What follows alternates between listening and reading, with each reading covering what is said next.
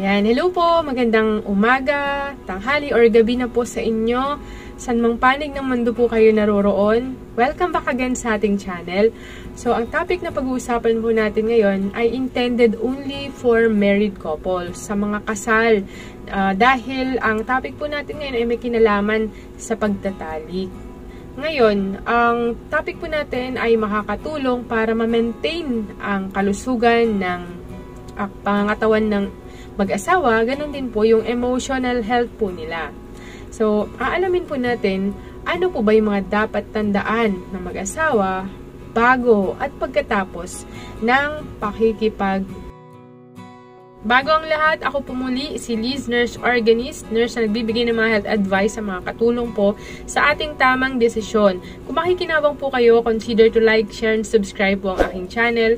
Ang channel po natin ay nagbibigay ng mga topics tungkol sa sexual health, how to quit smoking, how to quit alcohol, and how to manage blood pressure. Sana kung makinabang po kayo, ay huwag niyo pong kalimutang i-subscribe at mag-comment po kayo. And paki-like din po ang aking Facebook page. And paki-check din po ang description box ng video ito para makita niyo po yung mga products, affiliates, and yung mga link po ng aking social media accounts.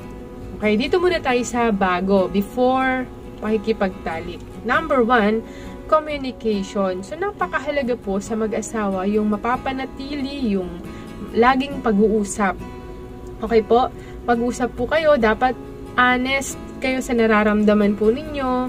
Huwag kayong maglilihim ng mga damdamin po ninyo sa inyong mga asawa. Dapat open po kayo kasi mag-asawa na po kayo. Iisa na lang po kayo sa harap ng Panginoong Diyos. So, pag-usapan po ninyong dalawa, ano ba yung mga gusto mo kapag ang usapan ay ano naman po yung mga ayaw nyo, i-share mo sa kanya para hindi niya magawa. At ano yung mga expectation or ninanais mong mangyari? Baka na mga halimbawa, gusto nyo mag-explore or gusto nyo may curious kayo sa ganitong bagay, pwede nyong experiment para mas mapanatili pa po yung matamis na niniig po ninyong mag-asawa. So, napakahalaga rin po na pag-usapan ninyo yung tinatawag na consent. So, dumarating kasi sa punto ng, kunwari, sa isang babae, kunwari, masama yung kanyang pakiramdam at ayaw niya na makinig muna. Or, dapat irespeto yon ng lalaki. And vice versa. Kung ang lalaki naman, medyo wala sa mood, masama yung pakiramdam, or ayaw niya muna. So, irespect muna yon ng isa. Okay, kailangan, ang pagtalik, dapat pareho ninyong gusto, pareho yung nararamdaman ninyo. Kaya, laging pag-usapan po ninyo yung mga dapat po ninyong gawin. Okay, number 2, protection. Okay, napakahalaga po ang paggamit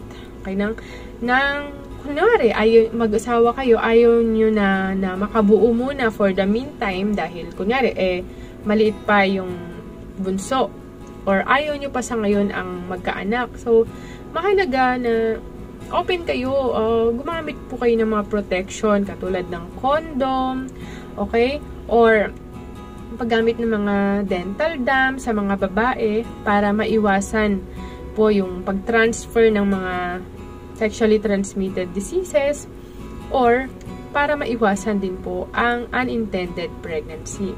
Hay protection. Number 3, hygiene. Ayan. Napakahalaga sa mag-asawa ay dapat malinis. Kaya huwag niyong kakayaan na hindi kayo naligo, nag-shower. Pakiramdam niyo po fresh, masarap sa pakiramdam at ganun din po, confident kayo, hindi kayo nag-aalala na baka nangangamoy kayo or ayan. Siyempre, mahalaga po yung malinis. Okay, hygiene.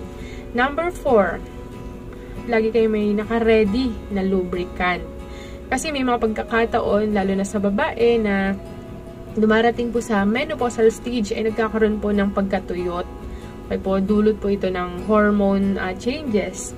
So, napakahalaga na mag-invest po tayo ng mga water-based lubricant para ma-enjoy po ng mag-asawa yung kanilang experience at maiwasan po yung pain sa babae during contact. And number 5, relaxation. Before ng main pag-click ay napakahalaga po na kayo ay relaxed. Okay? Hindi kayo pagod. Pwede kayong mag-deep breathing, mag-stretching po kayo. Tapos, mahalaga po yung foreplay. Huwag kayong magpadalos-dalos para maging maayos po yung inyong experience. Yan, tandaan nyo po yung 5 na yan. Communication, protection, hygiene, lubrication, tsaka relaxation. Sa relaxation, isa pa pong ipapahabol ko po mahalaga na nakapahinga muna yung katawan. So, advisable na ang pag-contact ay mas maganda sa madaling araw. Kasi nakapahinga na po ang both parties, ang babae at lalaki. So, relax sila kahit papano. Maganda po yung ganon, nagpapahinga muna. Yan, tapos na po tayo sa bago ang pakikipag-contact. Dito naman po tayo sa after ng contact. Ano yung mga dapat ninyong tandaan bilang mag-asawa? Okay, number 1, hygiene ulit. Napakahalaga, after you do it, clean yourself gently after sexual activity. Okay, para ma-maintain po natin ang kalinisan ng ating pangatawan. Alam naman po natin na ayan, dapat matanggal yung mga body fluids sa dumikit po sa balat, okay? At yung pag-ihi after ng contact ay mahalaga para ma-wash out po yung daanan ng ihi para maiwas sa anumang uri ng tinatawag na urinary tract infection. Okay? Number 2, communication na naman. So, ulit-ulit. Hindi after ng contact para na kayo may sariling mundo. Hindi na kayo nag-usap. So, mahalaga pa rin po ang pag-uusap. So, i-discuss mo po sa kanya, sabihin mo sa kanya, ano yung experience mo. I-share nyo yung pakiramdam po ninyo kung naging okay ba. So, ano yung mga dapat po ninyong i-improve sa mga future na contact po ninyong dalawa. Okay? Tapos, kung may mga question po kayo sa inyong asawa, feel free to ask question po. At baka may mga problem din po na na-encounter ang isa, i-share niya po para alam din po ng isa. Number 3 na po tayo. Emotional connection. So, sabi ko nga kanina, baka after po ng contact, kanya-kanya na kayong cellphone na hawak. May sarili na kayo mundo. No. Dapat, after po ng contact, panatilihin pa rin po natin yung intimacy sa pamamagitan po ng connection ng ating katawan, pagyakap, okay? Pagyakap, holding hands, or, ayan, magpahinga muna po kayo, mag-relax, para, ma-feel nyo po yung isa't isa. Then, number 4, rest and self-care. Napakahalaga po na, kasi syempre, napagod po kayo, dapat magpahinga, at syempre, hayaan nyo po yung sarili ninyo na maka-recover muna dun sa pagod na nangyari. And napakahalaga po na self-care. Maganda rin po na kayo po ay mag-warm bath para ma-relax po kayo o kaya magpatugtog po kayo ng mga musical yung mga nakaka-relax na mga music. Ayan. Para po lalo pa po kayong makatulog or makarelax. And number 5, health consideration. Baka ayaw nyo nang magkaanak and then hindi nyo napaghandaan, wala kayong any contraceptive device na dala-dala. So, para maiwasan ang unintended pregnancy, tanongin nyo po sa doktor kung ano yung mga pwede nyong i-take na sabihin natin yung tinatawag na emergency contraception. Okay, pwede po mabili yan sa pharmacy. Magpaturo po kayo kung paano ito gamitin. And higit sa lahat, kung duda po kayo at kayo ay meron pong STI or sexually transmitted infection, parang sa tingin ninyo ay nahawa po kayo, magpa-test na po kayo agad sa inyong mga doktor para maiwasan po ang anumang uri ng komplikasyon.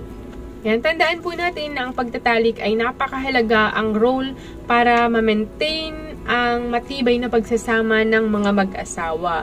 Pero meron lang po dapat na isa sa alang-alang na dapat tandaan bago at pagkatapos ng pakikipagtalik.